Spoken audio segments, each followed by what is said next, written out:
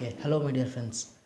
இன்றைக்கி வந்து நம்ம என்ன பார்க்க போகிறோம்னா assess the type of situation வந்து பார்க்க போகிறோம். சரி, இந்த அசஸ்னால் என்ன, அதுதான் முக்கியமாக இன்றைக்கி வந்து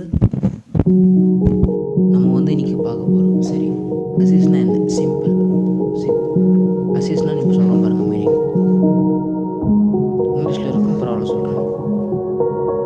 determination the types of situation you are facing. எப்படி ஒரு எந்த